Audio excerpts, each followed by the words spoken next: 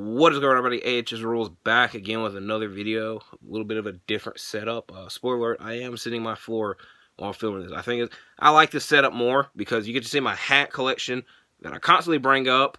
Also, you can see my ROH DVDs over there. Spoiler, if you haven't watched my ROH TV reviews, please do so. But we are here with another wrestling-related video, and this will be how I would book AEW Double or Nothing 2023. Now, obviously, last Sunday was AEW Revolution. I made a predictions video talking about it, and now I'm talking about how I would book Double or Nothing. Now, I don't have a set criteria. I just had one rule that I followed.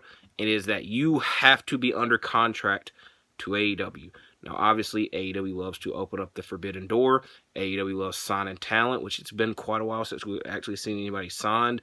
But my rule is that you have to be signed by the company to be appearing on this. So, I have 14 matches technically booked. One of them is not like a guaranteed match I have to have. It's hard booking or just creating cards and getting every single talent on the card. It's kind of impossible unless you do a battle royal. So, spoiler alert, one of these matches I'm talking about is the Casino Battle Royale. And it's been a while since we've seen one at Double or Nothing because they definitely did not do one last year. And 2021, they did do one, and Jungle Boy won that. So, I'm bringing back the Casino Battle Royale. Like I said, there's a lot of big-name talents that I don't have on this card, like a Keith Lee and a Swerve Scott. You can have them in this match, but probably the biggest name that is under contract to AEW that I do not have booked is Darby Allin. So, I would have him win this match. It's been a while since we've seen Darby Allin on TV. He literally just returned on Rampage, so it's kind of like a fitting thing, but it's just like, it's been a while since we also have seen him in a world title match, so I felt that he was the biggest name that I didn't have booked in a regular match, so I'd have him winning this Casino Battle Royale, but like I said, it's not even like a guaranteed end-all, be-all, this match has to take place. So like I said, I had 14 matches, that is 12 technically, so that was one with an asterisk, so I'm going to cover the other one with an asterisk, and this one is actually a humongous match in AEW. So, over the past couple of months, we've seen a division going on in the women's division of the outsiders, aka people that were in the WWE, versus the people that were started in AEW. And obviously, there's a large number of women involved in this, and a lot of people on Twitter love to say, oh, it's going to end in a blood and guts match. So, spoiler alert, I have a blood and guts match booked. Now, out of the two blood and guts matches that have happened in AEW, neither of them were on pay-per-view. I have an idea of where I would book it, but I feel there's one small problem with booking it, but it's not really a problem with me, so I'm definitely booking it here. So, the way AEW Double or Nothing week/weekend works is Wednesday, they're in Vegas for Dynamite. Friday, they have a live Rampage, and then Sunday is when the Double or Nothing pay-per-view is taking place. So, in my opinion, I would book this Blood and Guts match, the go-home show on Rampage, just because it gets eyes on... Like I said, the small problem is not a lot of people watch Rampage, obviously. But if you give them this big match to watch and give them a reason to watch Rampage, I feel that it would draw a decent number in the ratings, even though I personally do not care about the ratings, but I just think, logically, this is probably the best time and place to have this match take place. Now, you're probably also wondering, who would I have in it? So, again, the Blood and Guts matches, the first one had 5 people, the last one had 6 people on each team. I just said 5 people. 5 people on each team, last one had 6 people on each team. I thought the 6 people was way too much, so I have 4. Now, I could get really spiffy and put 5 on each team. So I'm going to start off with 4, and then I'll name like the extra member. So for Team Outsiders, I have Saraya, a.k.a. Paige, Toni Storm, Ruby Soho, and Athena. Now, obviously, the first 3 are kind of the outcast outsiders that have already been established. And while looking on the AEW Women's roster page, there's obviously a lot of women that were in the WWE that are now in AEW. But Athena, I felt fits the best with them because obviously she came into AEW and had high hopes and then immediately turned heel. Almost like or Saraya, and like obviously the other two did as well.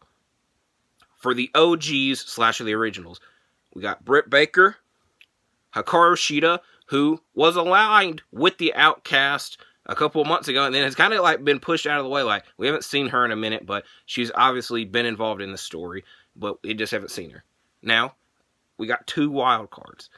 I would have Nyla Rose. She was one of the first women established and debuted in the company. She was in the first women's match, the Fatal 4-Way in AEW. She's been a big deal. The thing is, she's just kind of had the same character. She's been a heel the whole time in AEW, but now she has a reason to be a face and to be cheered and just to be a part of it. And like I said, she's an original. She fits the criteria. And I think it'd just be nice to see her do something different. Will this happen? Probably not. And then last but not least, this one's a bit controversial, but I would have the returning Thunder Rosa. Now, if you notice, all these women kind of have problems with Britt Baker. Thunder Rosa the most. But it was like, if you notice, Hikaru Shida beat Britt Baker, or Britt Baker beat Hikaru Shida to become women's champion, and then Nyla Rose, Hikaru Shida beat Nyla Rose, become women's champion. Then Thunder Rosa, beat Britt Baker to win the women's title. So all these women kind of have problems, and it would obviously lead to the Outcast side winning and just kind of creating more challengers for Jamie Hayter. And you're probably wondering, where the hell is she? I did not forget to book her. She has something bigger to do. Haha. But, like I said, I would have it a 4-on-4 match. But if I wanted to get spiffy and spice it up and make it a 5-on-5 match, I'm breaking up the Jericho Appreciation Society and having Ty Mello be on the Outcast side and Anna Jay be on the OG side. But the likability of that again happening is slim to none. So let me get to the actual card and start talking about the Jericho Appreciation Society, because I have a losing group breaks up match between the Elite, Kenny Omega and the Young Bucks, versus the Jericho Appreciation Society.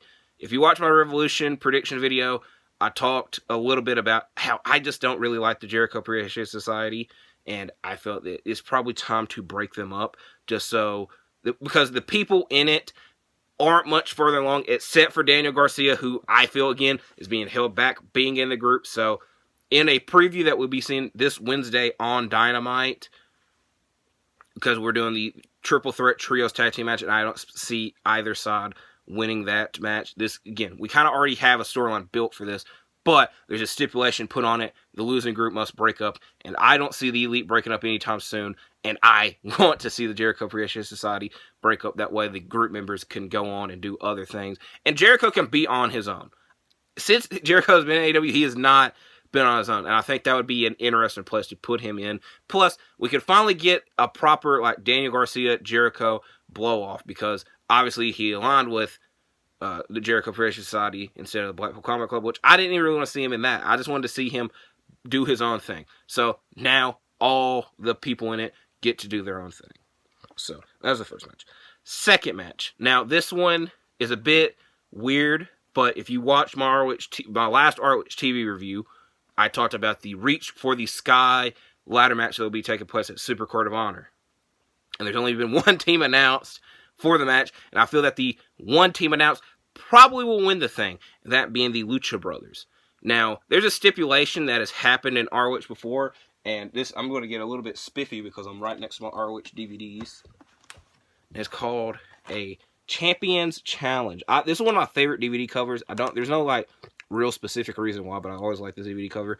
But a Champions Challenge is when two champions, like, face off. So, in this case, it would be the tag team champions, who I would have be the ROH tag team champions, the Lucha Bros, face the Pure Champion and World Heavyweight Champion, Wheeler Yuta and Claudio Castagnoli. We're kind of seeing the Blackpool Combat Club turn heel in AEW and in ROH, and I think this would be a really great matchup. And I kind of wanted to book Claudio and Yuta in a tag team matchup, and the Lucha Bros, I feel, were too big of names to leave off the card, because like I said, it's very hard to book everybody on one of these pay-per-view events. Now, last year we saw the Owen Hart Foundation tournament. I think they called it the Owen Cup, but it was a tournament obviously in tribute to Owen Hart. We had a women's side and a men's side. Now, I don't want this video to be an hour long because I could have booked the whole tournament, but I just didn't. Because like I said, last year it was technically 16 men in it because they had the qualifying matchups, and then the actual tournament was 8, so it'd be 4 matchups, then 2, then the finals. So I'm technically saying it was 16. Again, a lot of the people that could be booked in it are either in matches on this card or would be in the Battle Royal. But for this sake, I only booked the finals for both the men's and the women's. So I'll start with the women's because it is very hard because I just booked 10 women in a humongous match. And the women's division, not counting like outsiders that would obviously be involved because they had a lot of people that were in the tournament last year that weren't signed. It's very hard to book this tournament. So that's why I'm glad I'm only booked the finals. So in this finals, I had 2 returning women's stars be in the finals, that being Mercedes Martinez, who we have not seen in a minute. I don't really know what her injury is or reason why we haven't seen her. I probably should have done research. And someone that has high hopes, and there's a rumor going all around with them, Chris Statlander. Now, I just said there's a rumor going around with them making it look bad, but it wasn't. But it was that apparently Jade Cargill's kind of been put on pause, and we just haven't seen her because they don't know what to do with her because Chris Statlander was supposed to end her streak, and then obviously she got hurt. And we do not know when she's coming back. I feel that it could probably be any time, but I wouldn't expect it at any time. But like I said, the women's division, I already booked a lot of them in a match, and I felt that she was probably the biggest name that also is accomplishing something big by winning this tournament. So that's why I have Chris Statlander winning this tournament, again, against Mercedes Martinez, who's another big name that we've not seen in a minute. So I would have Chris Statlander winning the Owen Hart Cup for the women's side. Now, for the men's side, this one is a lot interesting. I would have Adam Cole, Bebe, versus Ricky Starks in the finals. Now, obviously, Adam Cole won the tournament last year, and the whole storyline would be he's going to repeat. We have not seen Adam Cole compete in a minute, and I like saying heel and face. I know it's kind of a smart thing to say, but he's a face at the moment, which we have Adam Cole is a likable guy, lovable guy. But wrestling-wise, character-wise, it has been a while since we've actually seen him as a face.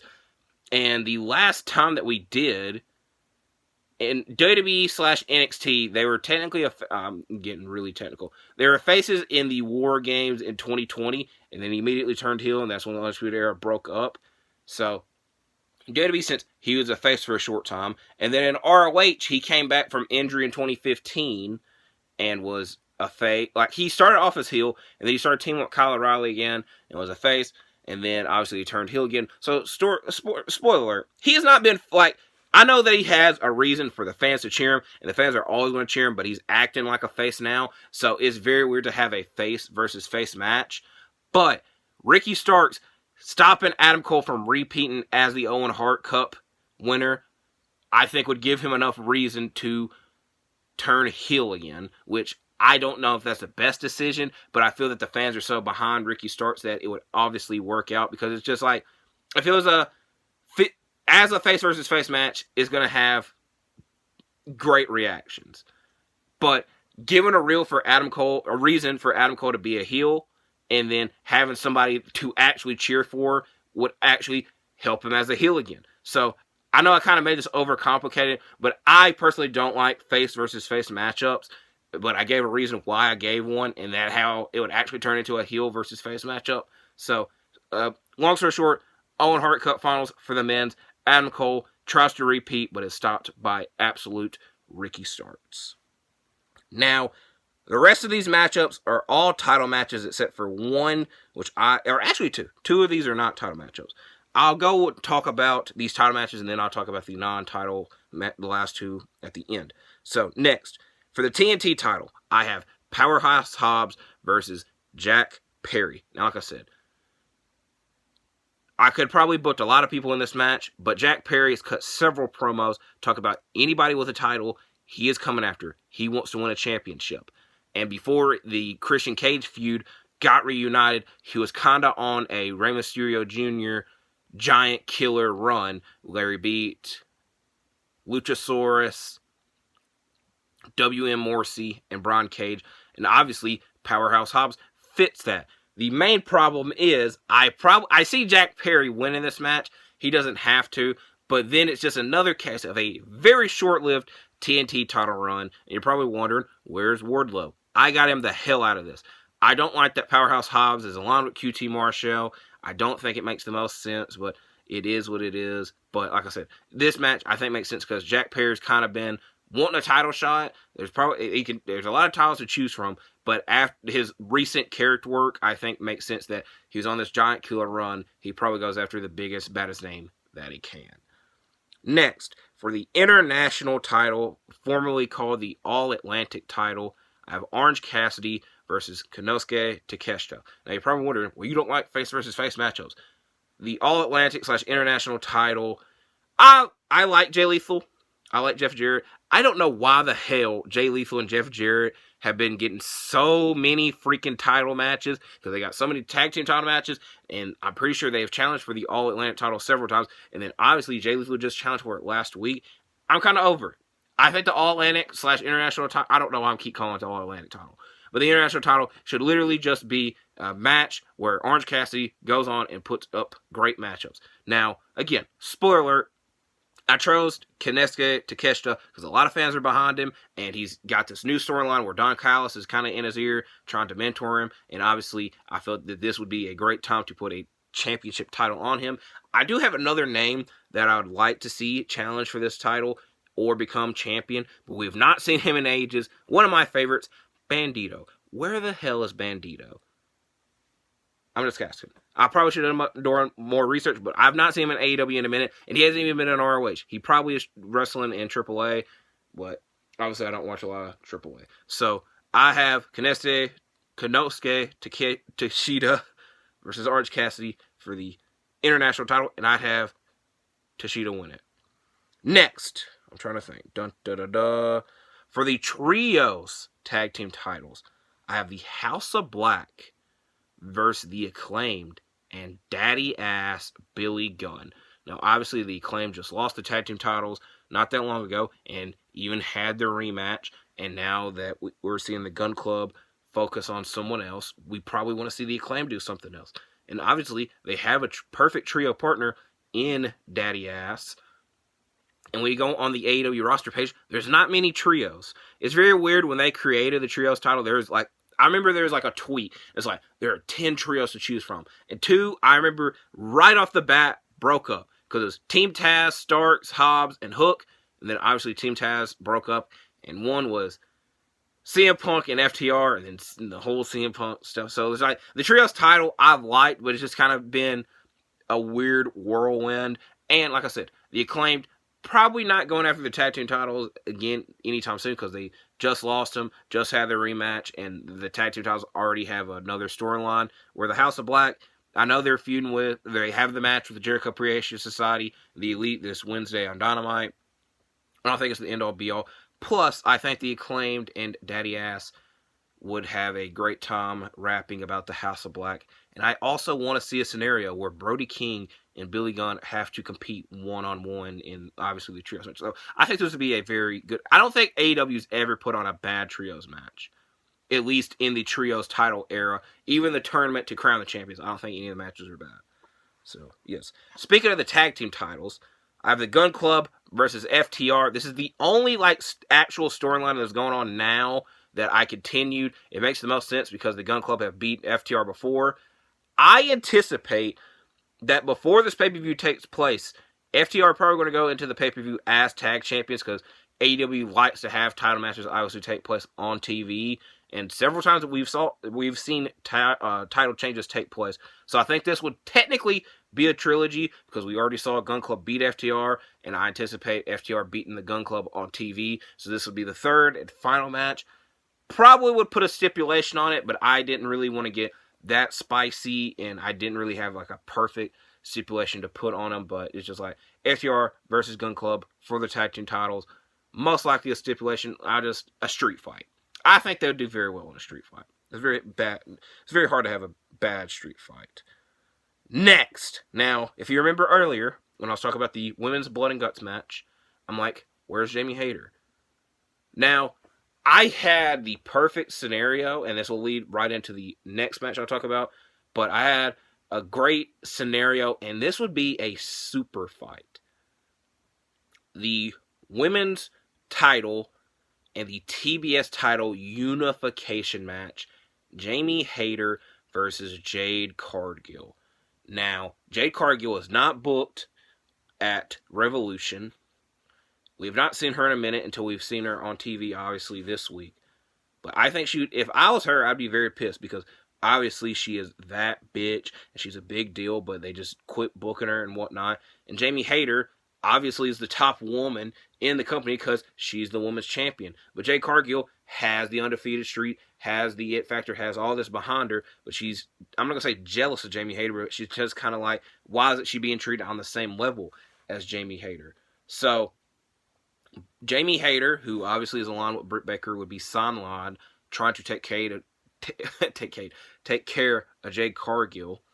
And like I said, we're getting to this unification match. We don't really need the TBS title, and I felt that this is a big match. And the main it's not even a problem I have, but the thing with undefeated streaks in wrestling is that obviously they come to an end, and when they come to an end, people are mad and triggered about it because the right person didn't break the streak.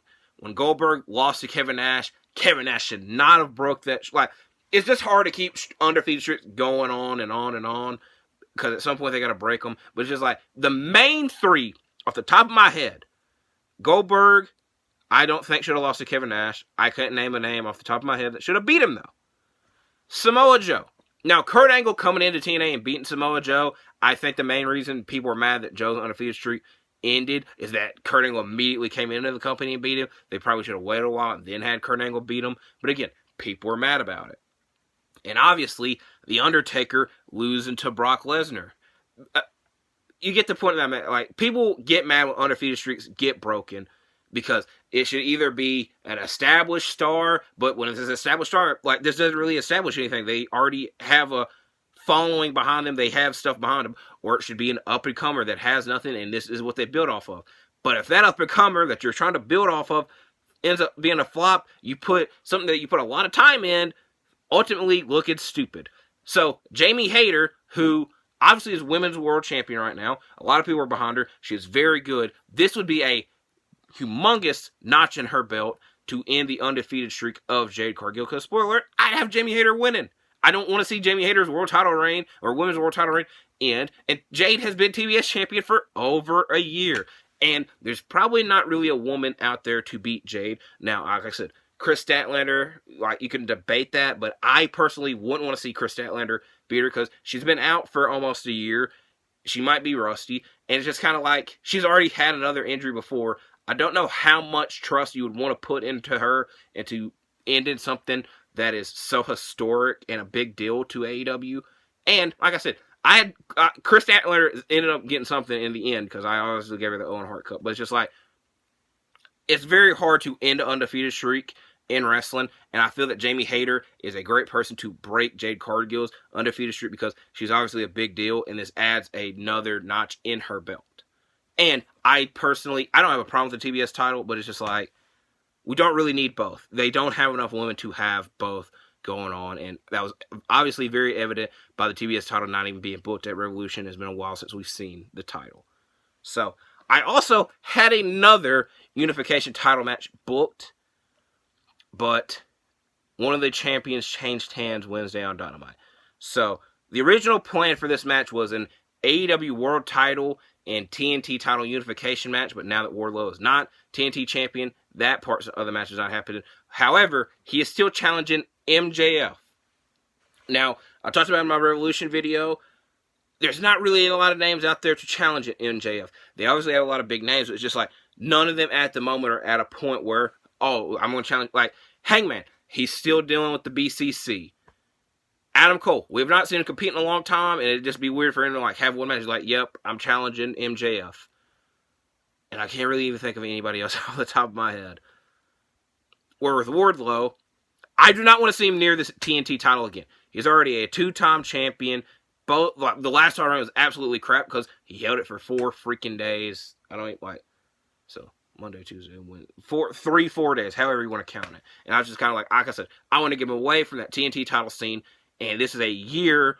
It's not obviously a year to the date, but last year's Double or Nothing, Wardlow beat the crap out of MJF, and it was a big deal because MJF was trying to leave and all that bull crap. But you get the point.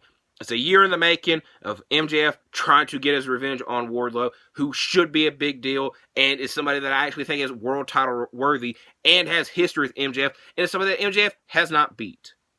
So that's the reason I booked that match. So now we have 2 matches left. Non-title matches. Very big matches in my opinion, though. We have Bryan Danielson versus Jon Moxley 3. Now, obviously, Danielson said, I'm taking time away. I'm going home. I'm not even going to say retirements, but retirements and breaks. We don't know how long that takes in wrestling. But the BCC has kind of fallen off the wheels ever since William Regal has left. Because Moxley lost the world title, and then Regal got beat up. And then Danielson has been beat up the whole time trying to get to the world title and MJF. And he ended up even losing that match. And then Claudio and Wheeler have turned heel. Now Moxley has turned heel. And Danielson hasn't even really been aligned with the other 3. So Danielson, triggered by what the BCC has become, heels. He has an exception with Jon Moxley. And also, Moxley has beaten Danielson twice in AEW. First at Revolution 2021, and then in the World Title Tournament Finals, which I was bothered by, but I'm like, I wouldn't really want to see Danielson have a short title reign because obviously they were losing to MJF.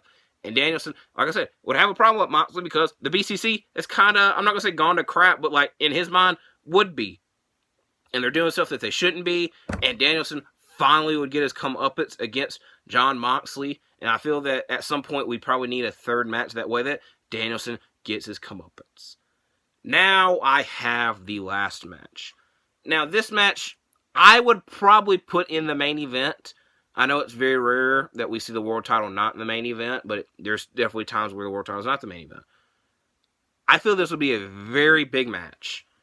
And if you watch my Revolution video, I said I'm not going to bring this man up, but I lied.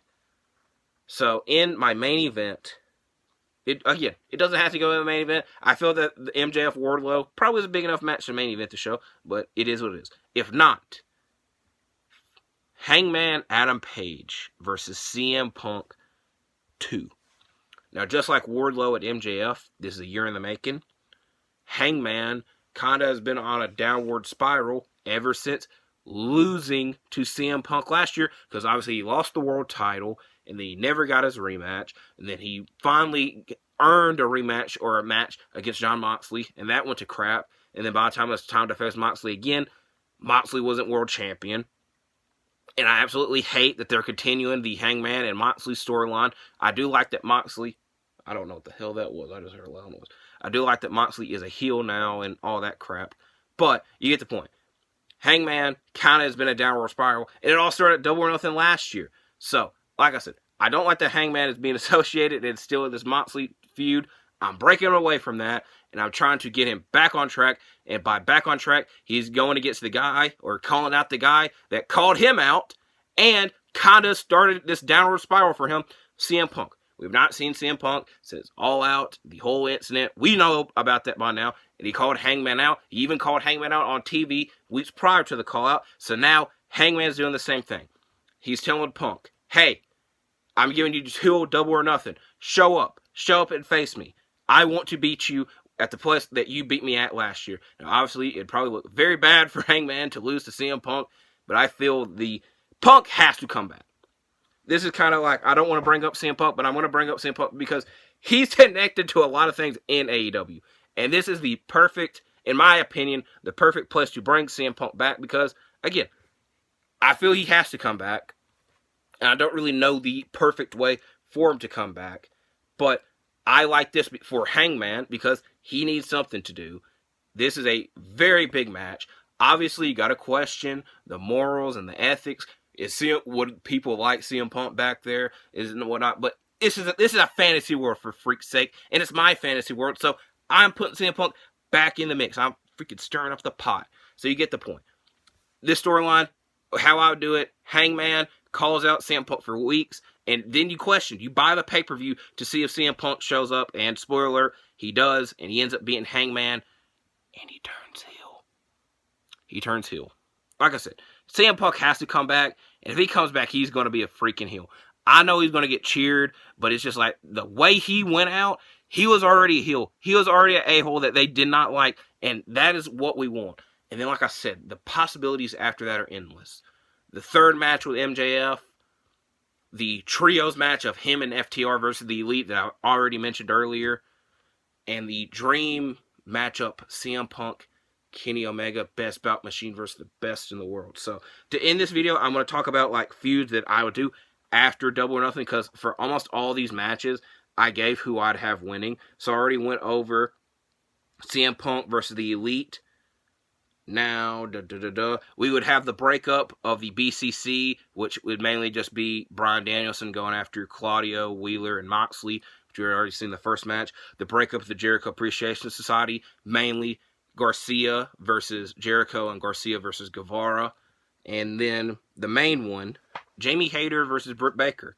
Britt Baker is mad that Jamie wasn't there when she needed her most to lead and to go into Blood and Guts. But Jamie Hayter accomplished something very big by beating Jade Cargill, and Britt's not happy for that because Britt probably feels that she should have been doing that. So we finally get that Jamie Hayter Britt Baker feud that we would want and whatnot. And this is another side note.